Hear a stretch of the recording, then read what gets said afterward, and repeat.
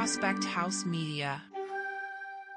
And now, prepare yourself for the only weekly podcast you won't want to miss.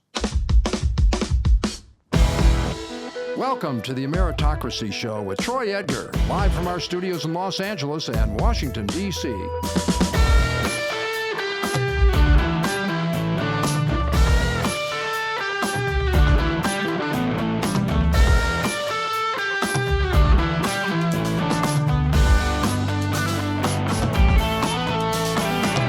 Hey everybody, I am Troy Edgar and welcome to the Ameritocracy Show.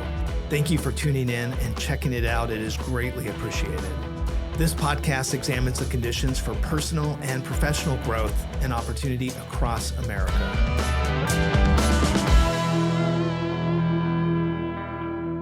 This week, I traveled to Santa Monica and met with Kara Bilkiss, Vice President of Mobile Commerce. Kara and I had worked together at Disney in 2013 and 14, and we continued to stay in touch. At Activision Blizzard, Kara leads the mobile commercial strategy for franchises including the Call of Duty Mobile, Diablo Immortal, Warcraft Rumble, and Candy Crush Saga. In this episode, we talked about her career as a gaming executive and her previous roles at Skydance Interactive, Rogue Games, and Sony Pictures.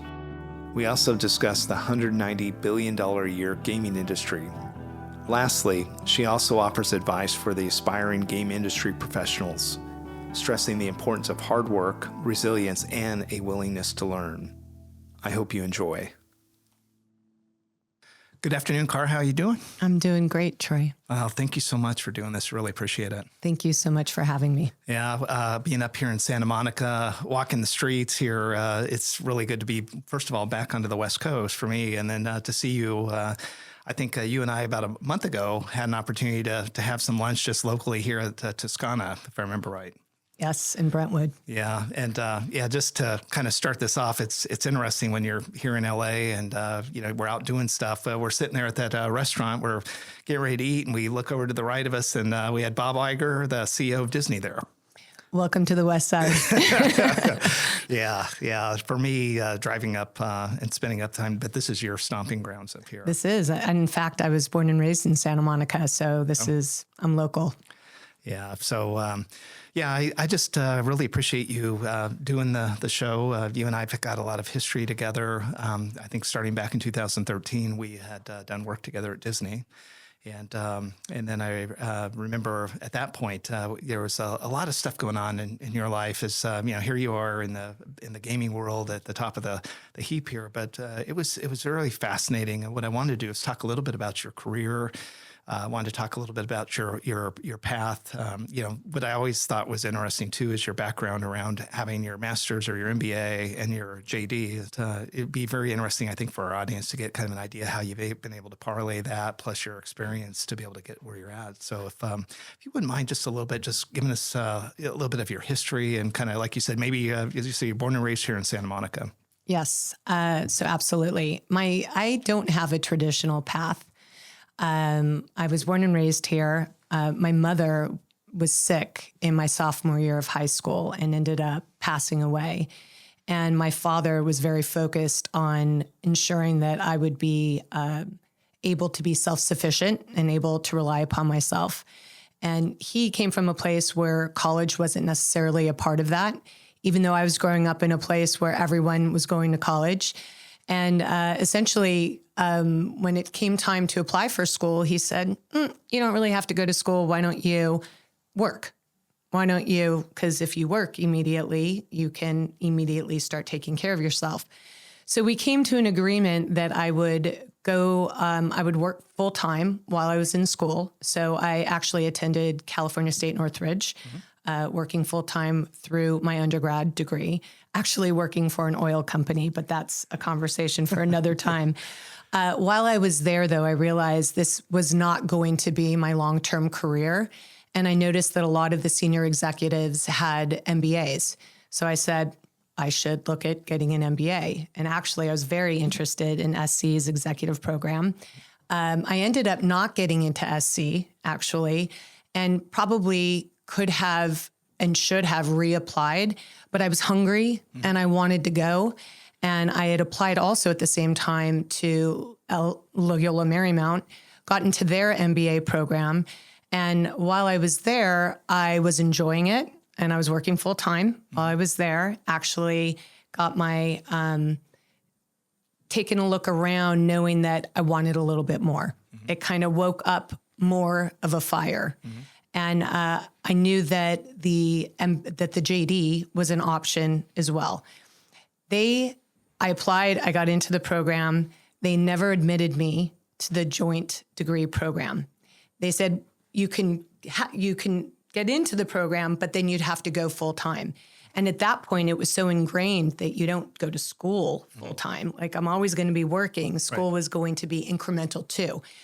And I didn't want to go full time. So I ended up doing 2 degrees concurrently, fall, spring, summer for 5 years. Wow. I did not have much fun or much of a dating life.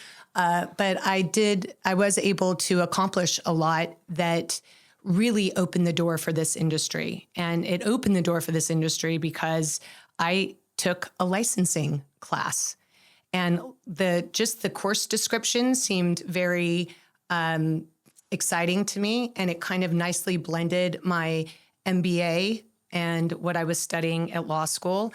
I mean, the concept that you could have a business deal where you would pay someone for their IP, to use their IP, to build a game around their IP or whatever the product. And it would make your game that much better because people feel very strongly about their feelings towards something that they know. And brands spend a lot of time and a lot of money convincing and explaining to consumers why their IP is so important. So I take this licensing class, and while I'm in the class, I see that there's a licensing manager role for, at the time, it was a PC software company. It was the 6th largest in the country, and they were called Encore Software. And I went in to interview with my boss, and immediately we clicked. He had questions around why I would want to work at a gaming company with the background working in oil. Like, how does what I did with oil relate to games? And I said, I'm comfortable and I understand deals. I'm breaking deals down. And so he was like, give me an example. And literally, when you're on site at a gas station, the 87 is essentially a giveaway price point. They make their money on the 89 or the 91 or the candy bars or the service bays. Right. They're just trying to get you, a consumer, on site to spend money. And as we started having that conversation, he was like, please come to work here. So that is how I even found my way into gaming. I didn't even know it existed. But once there, I was at Encore for 5 years. And on my last year, which is when I finished my law degree, I realized I did not want to practice. So I actually never practiced law. It was a very painful experience just getting through the JD. But while I was at Encore, mobile games started becoming a platform, like a meaningful platform. And I encouraged Encore. I said, why don't we look at mobile gaming? And they're like, look, like that's not really our thing. But I was really enthralled with the concept of it. And when you're in games, your community is tight. Like, I've been in gaming for more than 20 years now, and everyone I know with work is in some form or function connected to games and still open their arms to me. It's a very special community. I can ask you, so the intellectual property part of gaming and the licensing that you're talking about, it was interesting. And I think something that was kind of getting me motivated to try to get our interview going was, we've seen Bob Iger from Disney. One of the big things he's going through right now is to try to spend $60 billion in updating all of his rides in his park. And right now, there's the insiders of Disney, which probably you and I know a lot of them, that kind of talk behind the scenes. They're like, they want to take out the Pirates of the Caribbean. They want to take out all these old rides because the intellectual property, they really want to kind of reinforce stuff that they've branded and been able to put out there. Pirates of the Caribbean was a ride first that turned into something. And so a lot of the people, so that the intellectual property portion of it, the entertainment business in total, seems really important. And I thought very germane for the discussion and kind of what you're doing in the gaming industry. I think the two most important things that you can have in ensuring that your game will be successful, number one, you must have a great game. You can't make up for a game that isn't good. Mm-hmm. But secondarily, and if you have both together, is the IP. Mm-hmm. Content is king. There is no magic like the two of those coming together. And when they come together in a game, it's incredibly powerful. So when you finish your law degree, you're already now in the gaming industry. One of my sons is just finishing up a degree, and he's putting in 40, 50, 60 hours a week in work. And then he's trying to do massive amounts of school. And I did just like you did. I worked through my MBA, worked through my undergrad full-time, and had kids. And so you realize at the end of that, it's like, oh my God, thank God that's over. But then you realize pretty soon you can refill that time back up. How was the experience when you finally got done with this 5-year education journey? And now you're really kind of in a profession that potentially could be your career at that point. Yes. So I knew I wanted to be at an entertainment company or a studio, a leading entertainment company or studio that really understood IP and really cared about it. And at the time, Sony Pictures had a division called Sony Pictures Digital Entertainment. And anything digital, anything gaming was under that team. That was rare. No other studio had been structured that way at the time. And so I came over really wanting to lead licensing and business development because that was my background. And that was nice because they already had a team of people that did that. And I literally interviewed across 7 months, 3 different roles, just because I wanted to be in that group. Mm. And I was like, I'll figure it out when I'm in there. I'll work hard. I'll show that I'm worthy of ultimately getting to the team and in the group that I wanted to be in. I started as a director of strategic planning and operations. I could have died in that office and no one would have noticed that I was no longer breathing. Yeah. But I was so grateful for the opportunity. Sure. And this is kind of a critical piece that I've now gotten approval to share. But after 7 months of that interviewing across 3 roles, I had just met my husband. We had just gotten married. And literally, I get the offer and I find out that I'm pregnant. Oh, wow. And back then, that was not like it is now. Mm-hmm. Back then, it was almost essentially a sure thing that it wasn't going to work out. But I've learned people and relationships and honesty and integrity, that follows you. Mm-hmm. You might be in a job for a short period of time, but your reputation matters. Mm-hmm. And I called my boss or the person who was going to be my boss. And I said, listen, we won't have a problem. And you know how much I want this role, but I just found out I'm pregnant. Mm-hmm. And I can't imagine starting this relationship with you and not being upfront about it.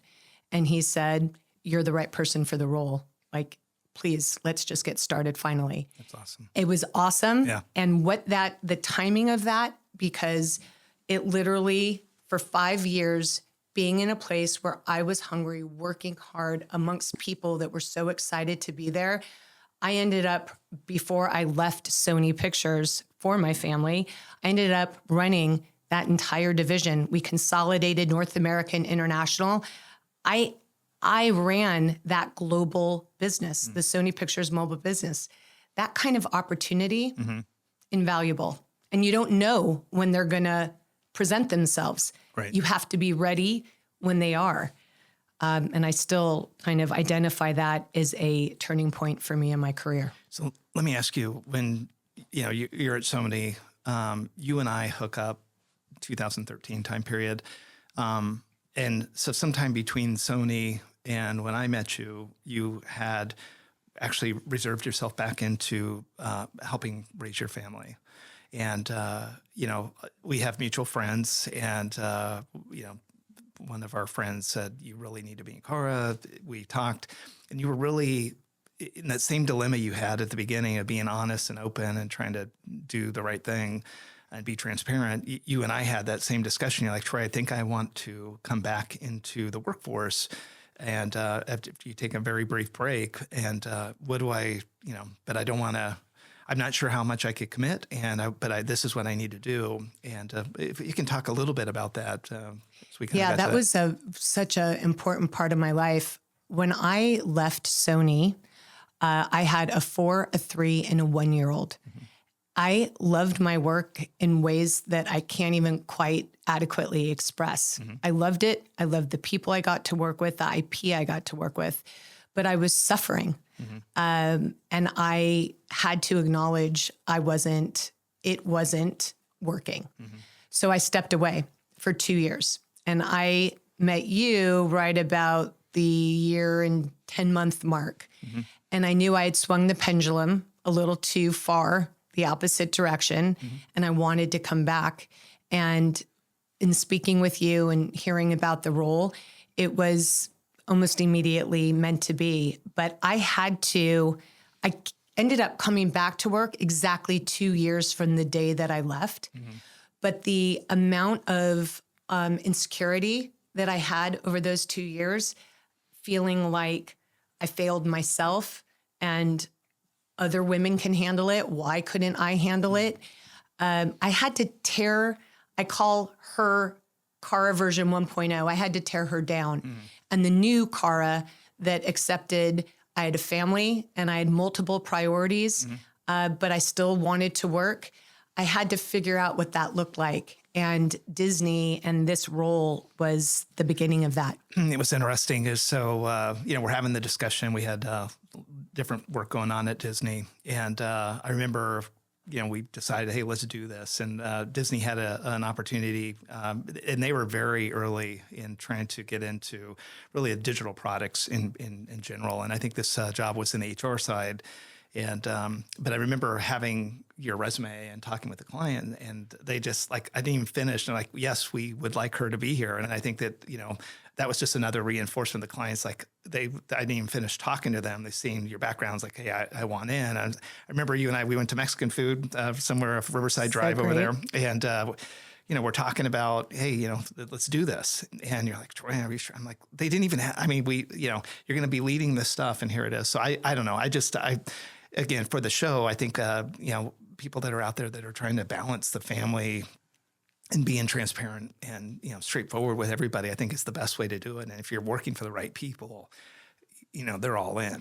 Yeah, they really are. And I think that what's also important to remember is life is in phases. Mm-hmm. In the moment, it feels like it's all consuming mm-hmm. and unending.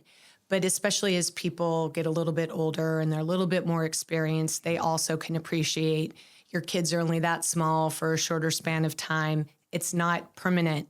But I will say it's critical to always show up, show your hunger, mm-hmm. and show your desire to work hard.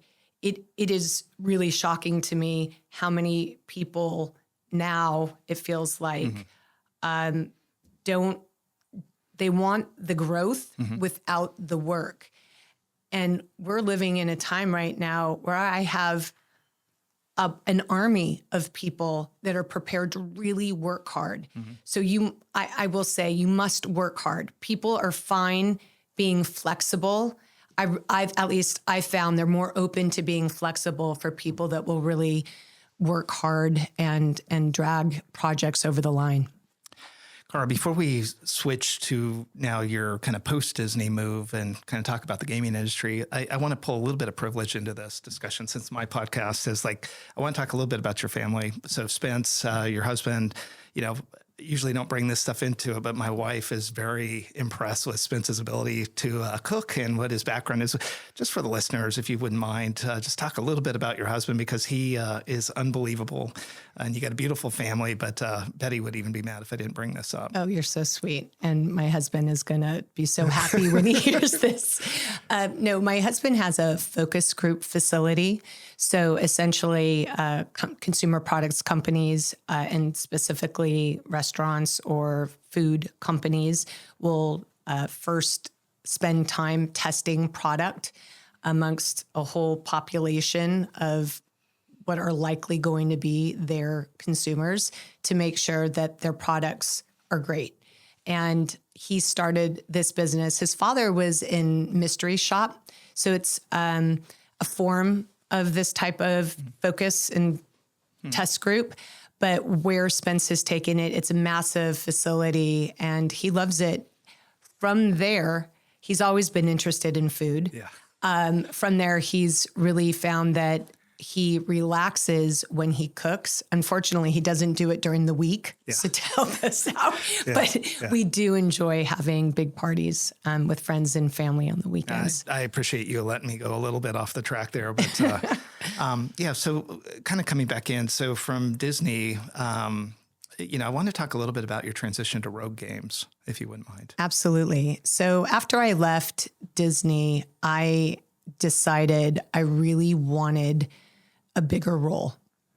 I wasn't quite yet ready to transition into work full time because my role at Disney was still a part-time role. But I was determined to find a company that I could land at and grow into. It was very difficult. And I was open, not just to gaming, but to tech generally. Ultimately, my husband and I had decided that when our youngest was finishing 6th grade, which ended up being right at the beginning of the pandemic, that was the right time. And I would have more time and it would work. And so I now at this point start applying for full-time gaming roles. That was my first love. That was my first choice. And I find Rogue Games, which at the time was based in Calabasas. And it was, this is so funny. One of the co-founders was the Sprint account rep that I knew and worked with back at Sony. So back in the days of Sony Pictures mobile games were distributed via the carriers, not via the app stores like where we live now. And he was my Sprint account rep. He was one of the co-founders. I apply for a low-level business development role. And I get like almost immediately a decline. And now I'm a little miffed. And I reach out to him offline and I'm like, seriously? I've got this background and I can't even get an interview? It seems like I should have an interview. He literally calls his HR guy who, out of courtesy to his co-founder, invites me in for an interview. And I am not backing down. And he's like, Kara, that's what I love about you, by the way. Yeah. He's like, we really don't need your help. It's okay. What can I help with? I don't mind. We could call it whatever you want to call it. He's like, why are you so insistent? Why is it here? And what I couldn't say is that I've applied to every place. I should be able to get interviews. And with our business, everything's so quickly moving. It wasn't that people didn't think I could figure it out, but it was that they could choose someone that had it figured out, or they were going to have to be patient with me. And would I still have it? Could I still come back in the way that I was? And quite honestly, I wasn't even confident that I could, even though I was trying to convey that I was their best choice. But ultimately, I was supposed to start in March of 2020. And two weeks before my start date, I get a call. This thing, the pandemic, we're going through a round of layoffs and we're going to be unable to hire you. And I couldn't believe it. I was like, I'm finally about to be back. Long story short, 5 months later, I get a call from the other co-founder. And and he said, if you're still interested, and I'm pretty sure he didn't even get it out. Like he was like mid-sentence, and I was like, yes. And he's like, but you don't even know how much yes. And my husband was like, oh my, like that was, who are you? Yeah. What? And I said, it didn't matter. I wanted to be there. I was hungry to be there. And it was the best return to work that I could have had. It allowed me to work cross-platform, which previously I had PC, very light console, and heavy mobile experience, but not in the way of what all these years later it looked like. And it allowed me to reconnect with at each platform with people I've known, like I kind of knew years earlier, and then with new people that were there. So as I'm remembering who I was and learning all the nuances and the changes that had happened while I had been out, confidence is coming back, working very hard, craziness going on around me, stay focused. It was the best first job back. So the next job, though, very interesting. You move on to Skydance, and it's funny. I will disclaim this at the very beginning for the listeners. Like, I am not a gaming expert, but I have kids that are, and so Skydance, a big deal in the gaming industry for a couple of the big games that they have. You and I had talked a little bit at that point, and to talk a little bit about what you did at Skydance. And again, for the people uninformed, Larry Ellison of Oracle, his son, David Ellison, is actually one of the co-founders of that. Pretty big deal right now in the news, too, as Paramount and Skydance have made a move together. And we'll talk a little bit about that as, how you factor into some of that. But talk a little bit about your job at Skydance, if you wouldn't mind. Yes, of course. So Skydance, number one, offered me an opportunity to reconnect with someone I also knew at Sony Pictures. He was recently moving to Skydance and was sharing with me his thoughts around what he wanted to build, and he needed someone to lead business development. And to be able to do that with that person at Skydance, it was like, it was a no-brainer. It was putting on my old jeans that I used to wear, except now they're, I've lost 20 pounds, not really, and I'm feeling so fortunate. And, it was a very terribly exciting time at Skydance. And Skydance is going through an incredibly exciting time now. But to be able to lead business development for a VR first publisher, but also to have additional platforms that they were looking at growing, that you could say, I did that. These deals built that. It was a big name, but a small group in a big name, and I couldn't not grab the opportunity. At the same time, with their interest, it was very clear how they were looking to grow the studio and make it bigger.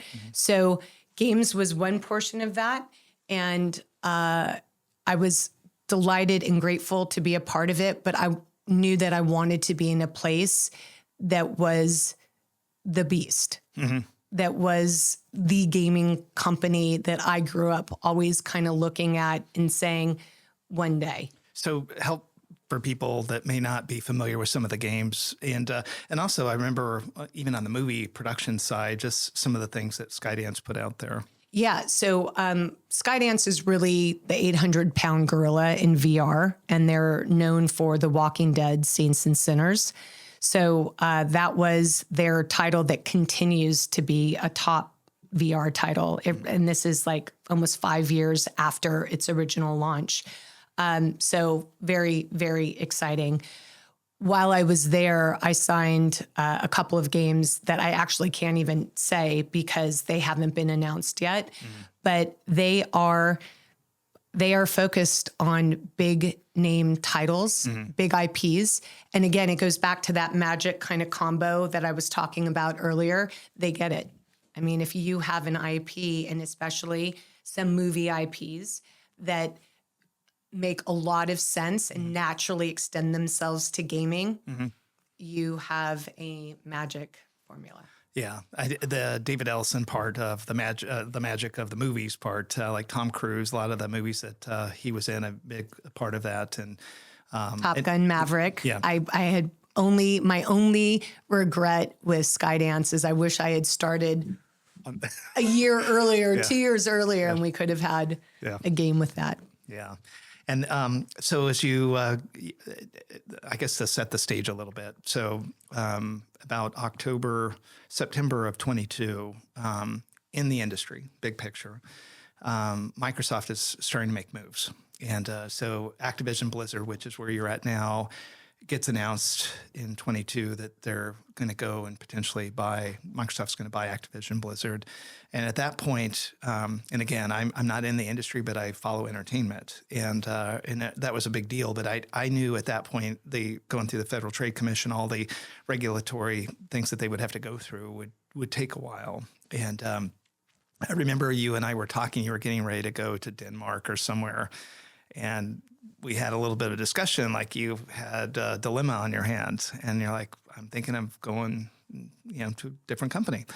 And I'm like, which company? And you said Activision Blizzard. I'm like, Activision Blizzard or Microsoft? And you're like, Activision Blizzard. Talk us through that, just as your journey to move over to Activision Blizzard. So I am, with all of my years of getting to know myself and understanding what I enjoy, what I find satisfying. I had always, as I mentioned, I wanted to work at Activision. It has Call of Duty alone, and with King, they have Candy Crush. There's just major, not to mention Blizzard, there are major IP at ABK, Activision Blizzard King, that were very, very attractive to me. And so I had a choice, what had essentially become a very comfortable and almost family-like environment, or I could choose a mobile business that the value of that business that I was going to be accountable for, because my team is accountable for the revenue for these mobile games. I'm like, I don't think I'm ever going to see an opportunity like this again. And I was also terrified. And, in my head, I'm like, do I know enough? Can I contribute? Can I be of value? And the second I started meeting and just talking to all the people that were there, it was clear, like I found my people. Before we get into your role just a little bit, if we can just set the context for people about the gaming industry a little bit. So just from my perspective, $180 billion a year business. In entertainment in total is about $850 billion. So, but it's the fastest growing of the portfolio. And if you look at the growth, it's actually almost 2 times film and television put together, the gaming industry by itself. A lot of different segments, and kind of, so it would be helpful just from your perspective to kind of break it up a little bit, because I know, you look at, there's different segments, whether it's console, PC, mobile, et cetera. Then you get into the key people, the developers, or, that's an industry that reminds me of the tech industry I'm in. Is like, we sell to clients, but we also have an ecosystem, and there's a rank and order of the people that really are the thought leaders and the people of eminence that really kind of shape and craft that industry. I was just kind of interested in your perspective. It's just somebody, if they didn't know the gaming industry and you're walking in, just a little bit of the taxonomy or the structure that you see. Sure.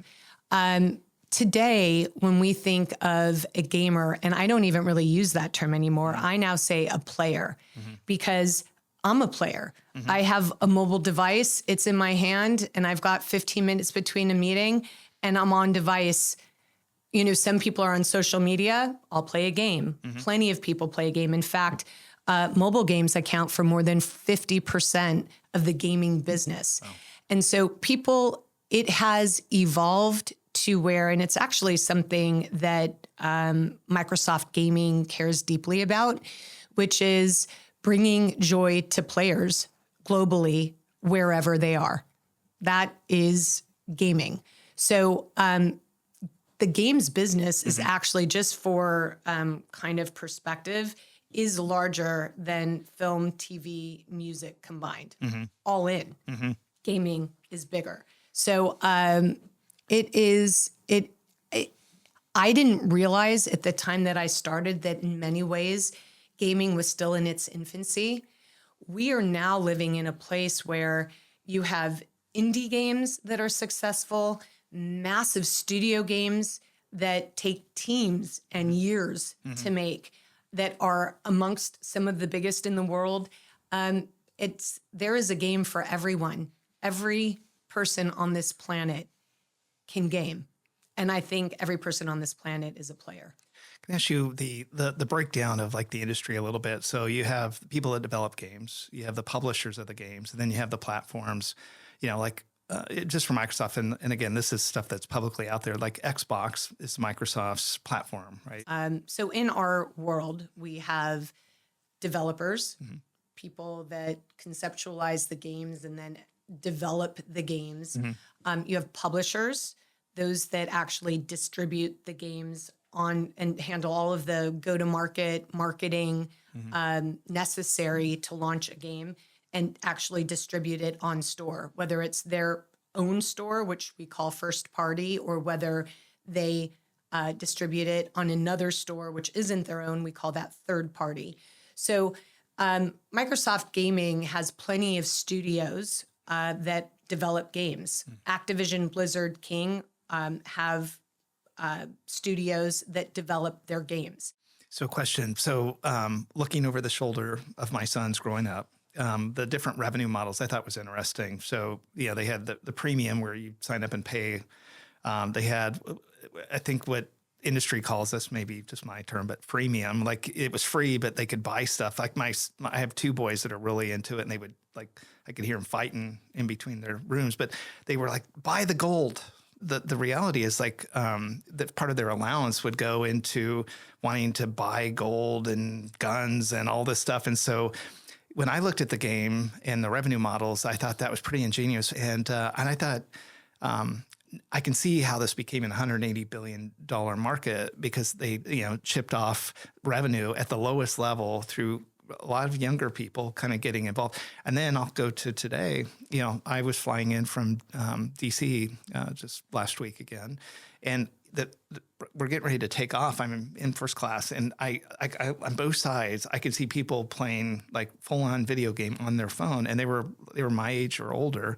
And so I asked the guy, I'm like, what are you doing? And he's like, he starts going through, and it was like I was not on the inside. Like he started talking to me about stuff like it's like, I don't think you follow this stuff, do you? I'm like, no, but thank you. I'm going to put my headphones back on. Thank you for the lesson. Yeah. But can you talk about the revenue models? And, when you get involved a little bit from this, I know, you're out there, in your role, but I don't know. I guess I'm trying to understand a little bit of how this business monetizes itself. Yeah, so there are different business models. I will tell you back when I was at Sony Pictures Mobile, we sold premium games, which meant that in order for you to play the game, you had to pay for it outright at download. So in order to download the game, you're purchasing it and you got a complete game. Now, from time to time, we would also release updates to the game, but we weren't necessarily charging for those updates. It depended upon what we were trying to achieve. But we could charge for updates. Now we primarily are in the free-to-play model, so you can play initially, just play the game lightly, but enough that you understand what the experience is and whether you would enjoy this game and want to play more. What my team focuses on is go-to-market and the relationships with the platform partners.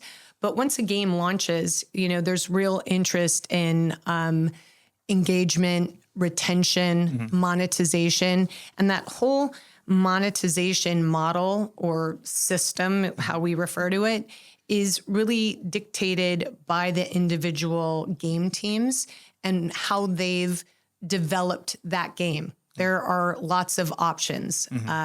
So it's now more than ever, there's a lot of learning to understand what the players, what they're looking for and what will encourage longer play.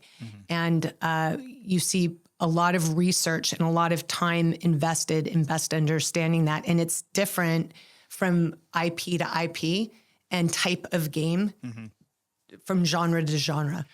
So let's talk a little bit about your role. We set the context of the industry, and we've shown how even Activision Blizzard or Microsoft, how they could fit in there. But your role now, you've come over from Skydance. Let's talk about how you fit into that. And Absolutely. Your picture. So my title is Vice President Mobile Commerce, and my team sits within the consumer sales organization, Global Digital Sales. So what does that mean? Essentially, we work with game teams, all the mobile game teams across Activision, Blizzard, King, Microsoft Gaming, with specific platform partners. And our objective is really to delight players. That is, like, in everything we do, how are we going to make the players happy and bring joy to players around the world? And really the way that we do that is delivering these really great games. And there's, as I said earlier, my team focuses on go-to-market. So exactly how we launch the game, what types of programs or partnerships or campaigns featuring editorial, whatever we can do to drive sales. But sales are only had when players are happy. Sales are only happening if players are receiving this game and know that the game is there and are excited about the game. And that is what my team focuses on. When you look at your perspective on the industry too, and you see like the mobile gaming industry or the impact to the industry revenue model, I think you mentioned earlier, one of the fastest growing parts is mobile. From a trend perspective, other than mobile, just generically, is it different themes of games? Is it like, I'll just put it into simple layman terms again. It's like, it seems like a lot of like fighting games, but in my day there was driving games, there was different, different ways of competing. And so I was just like, when you say gaming, it's primarily those types of games. So, gosh, I wish I had actually just taken a second to pull some stats to be able to voice over across the different genres. I don't have it off the top of my head. But what I had said earlier isn't that mobile games is the fastest growing, but that mobile games represent more than 50% of the global revenue. So I'm not exactly sure which are the games that, which genre of games are the ones that account for the biggest revenue. But I could tell you, gaming just generally, there is a game for everyone. And now more than ever, mobile games aren't just casual. We have a portfolio of mobile games, and they range from casual to core. So it really, what the devices can do now is pretty remarkable. And with as powerful as they get, it really kind of opens the door to do more on device with the games. When you are looking at go-to-market strategy and you're kind of trying to evaluate what the next steps are, anything that you're seeing in the market, like is it at a saturation point, or is this a point where it's still the new frontier from your perspective? I don't think we're saturated. There are, I still remember clearly back at Sony Pictures Mobile, back then, the industry, people used to complain, we can't get on deck. On deck meant you couldn't get your game sold through the carriers. And that was because the carriers weren't structured to support more than 20 publishers at a time. That necessarily limited which games could find their way on deck. They have platforms that really allow for everyone to be there if they want to be. When we talk about the go-to-market product launch, you and I have talked about this. I remember you were, I follow you, and there was, you're putting out on social media the Call of Duty, and again, since I don't follow the games, it said, hey, and there was in the ad, it was specifically like a countdown timer. And I'm like, and then you can click into it and you can see the video, what's to come. And I'm like, what the heck, let me check this out. what I realized, and it's awesome. I would recommend anybody go out there and do this just to get kind of an idea of what the game was about. But it's almost like, I've had people on this show that have done movies and they do launches of movies. It seems like a really big production to get it ready, to go to market. It seemed like there was it's almost a full production just to go to market on top of the game. And so I was just kind of curious, when products get launched in the gaming industry,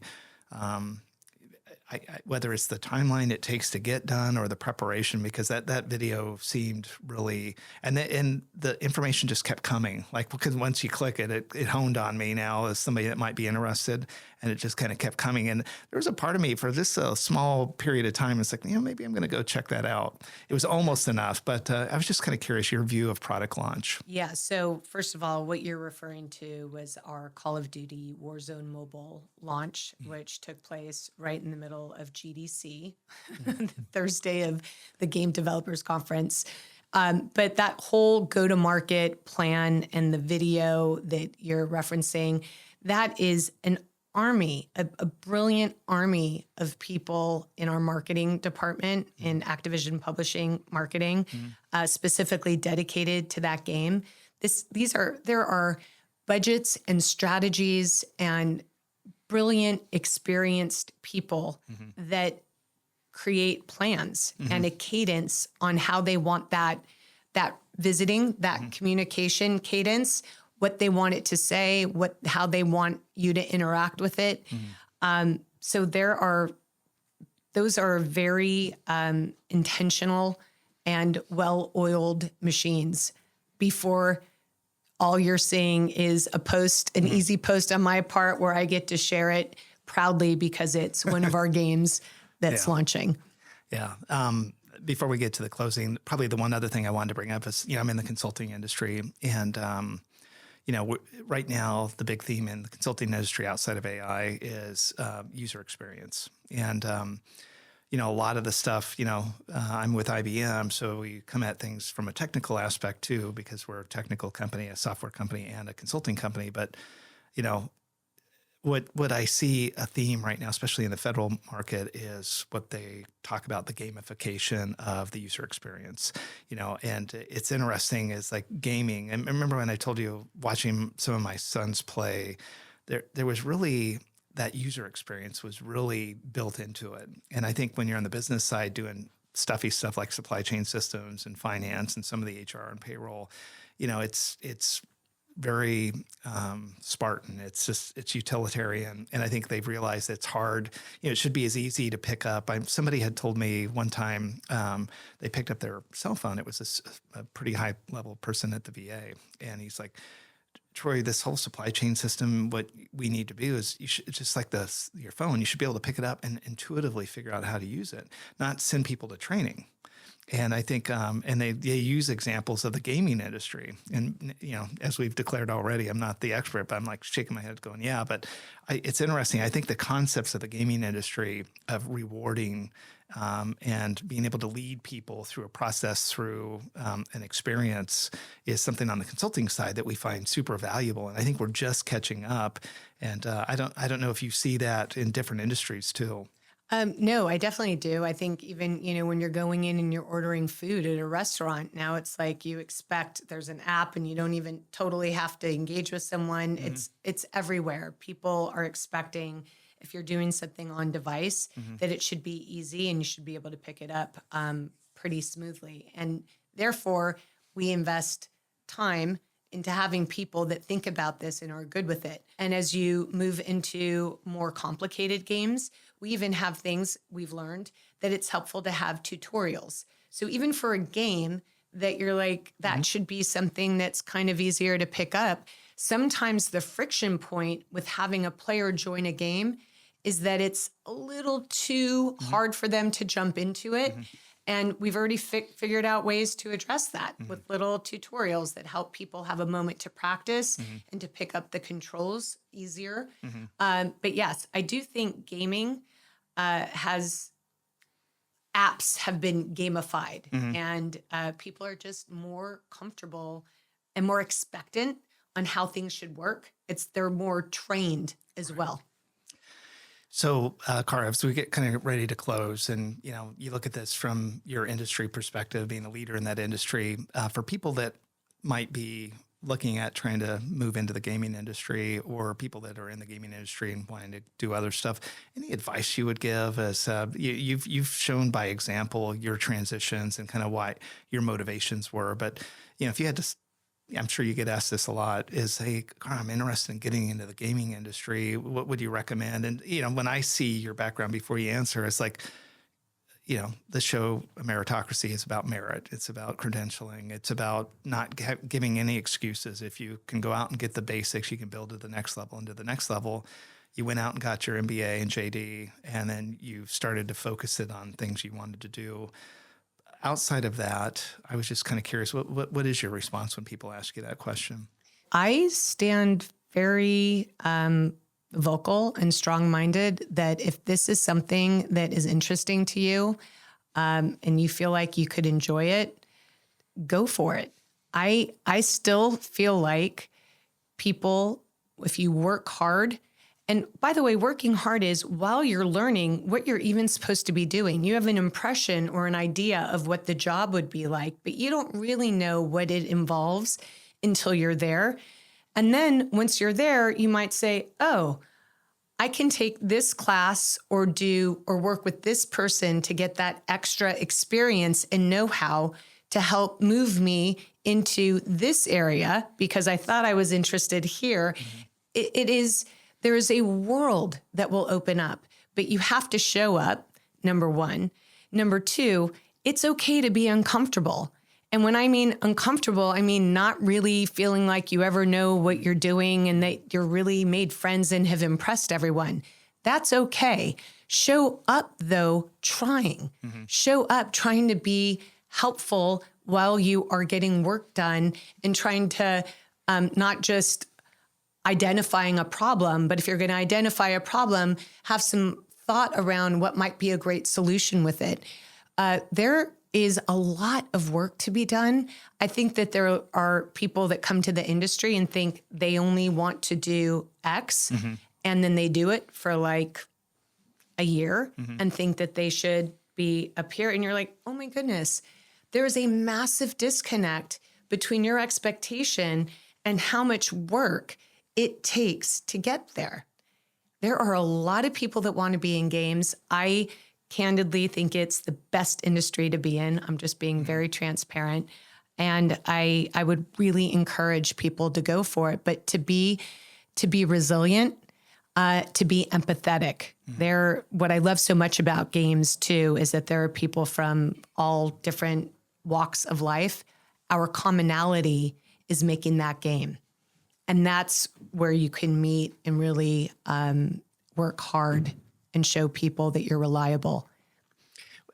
Last question of that is like being a lawyer or being somebody that had went to law school, negotiating. Like I know you outside of work, and I'm not sure I'd want to be on the other side of the table with you. And it was kind of humbling that when you said that you were going through the negotiation to take on a job, like you're like, before they even got through the whole proposal, you're like, I'm in. Do you think your law degree has helped? If there's people in law school right now that are trying to contemplate, do I go all the into law or do I take that experience and go into the corporate world? Do you think that was a valuable tool? I am certain that my boss who hired me at that time, that first licensing manager role, he said he absolutely chose me because I had the combination of the business background, which he had a lot of people with business degrees, and a law degree. But I will tell you, it's kind of a mixed bag because I never practiced law, mm-hmm. but I had a contracts class and I understood contracts, and that was core. By the way, I think everyone should take a contracts mm-hmm. class, even if you want to get into games or not. Right. You need to understand agreements in the world that we live in. But it definitely did help me. I don't think it's a necessary requirement. However, I will tell you, I do know a lot of attorneys that are incredible BD licensing beasts. Mm-hmm. So there's a lot that you could do with a law degree. Yeah. Well, Kara, I wanted to tell you, I really appreciate you coming down and being on the show. And Thank you it's so awesome much. to get together. And, I definitely want to have Spence take care of us again. So You are always welcome. You and Betty are coming over. We'll get a date. that's awesome. Well, I appreciate it. And you have a great day. Thank you so much. You too.